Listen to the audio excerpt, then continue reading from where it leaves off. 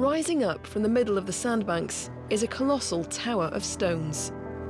The Cordouan lighthouse has stood proud in the Gironde estuary for 400 years. It's a real architectural feat out at sea. It's great. We have the silhouette on the horizon. It's just beautiful. It has withstood all kinds of storms, so we feel protected when we get here. Cordouan is the oldest operational lighthouse in France, and it's the last one to be in use all year round. We always have 2 keepers at the lighthouse, and there's a team back on shore. At low tide, tourists are able to come and visit this spectacular beacon. 200 years after its construction, Louis XVI ordered the lighthouse to be raised from 37 to 67 metres. Nicknamed the King of the Lighthouses and the Lighthouse of the Kings, Cordouan was built and elegantly fitted out for a monarch who would never stay here. Above the royal bedroom sits this chapel, and even higher up comes the lighthouse's main treasure, its breathtaking views. We feel a bit like kings today. Out at sea like this, it's exceptional. I'm speechless. It's really beautiful. As the tide rolls back over the sandbanks, it's time to close the doors.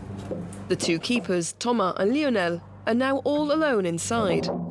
The lighthouse is their second home, one with its own way of life. It's all calm now. The lighthouse's main purpose is, of course, to warn vessels about hazardous rocks nearby. For more than 15 centuries, a light has alerted boats to the danger. It was run by the abbey at Vaux-sur-Mer. There were Benedictine monks who came here in hermitage to keep a fire burning. Cordouan has been a listed monument since 1862. It's the sea that lulls us to sleep at night. It's the sun that wakes us up in the morning. We live with the moon because it pushes back the tides. To work on a lighthouse is great. Thomas and Lionel are protected from any storm in their kitchen. Their food is simple and often stale. We eat fresh bread on a Friday. Yes, on Friday. And when there are visits early in the morning. Yes, because the guys from the ferries are kind and sometimes bring us baguettes and croissants. Other locals also live by the ebb and flow of the sea. Since I was 2 years old, I've been in my father's boat on the Talmont. I can't seem to leave. It's like that. Xavier is the last fisherman in this village. But it's still beautiful when you see the church and all its tiles. It's pretty. Talmont was once a bustling fishing village. In the shade of these trees, the best catches were shown off, especially sturgeon. It sells in restaurants and the like, and the eggs of sturgeon make caviar. They used to feed them to the chickens until a Russian came along and gave them the recipe for caviar. Today, the sturgeon is rare, but you can still find salmon bass.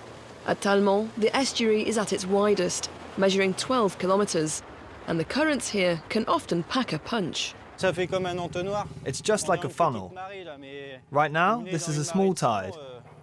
But if you come at a stronger tide, you need to have good engines. A small boat can easily get pushed back. And here's a bass.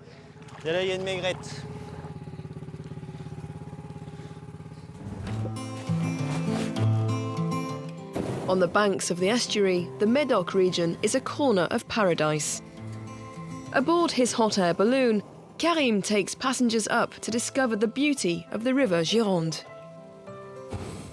So before, the estuary used to stretch for 2 extra kilometers over the land than what you see now. In the 17th century, the Dutch came and they dried up these low-lying fields. And that's why there's lots of irrigation.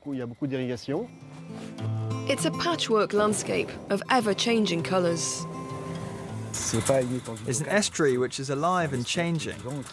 According to the clouds or the sandbanks that you can have, there are differences in the depth of the water and the colours. It's beautiful. 100 kilometres from the river mouth, this tidal bore pulls in the daredevils. The impressive waves start when the tide changes from high to low. It's a bit stressful because you only have one shot to try and catch that all-important wave. When the tide changes, it's one for all and all for one. With a little luck or experience, a ride on the wave can last for 10 minutes. When it comes up to that point at the bend, it's really big and powerful. And then you see everyone really happy on the crest of the wave. It's just fantastic. Those seeking surf and those seeking solitude can find what they're looking for along this wide expanse of water.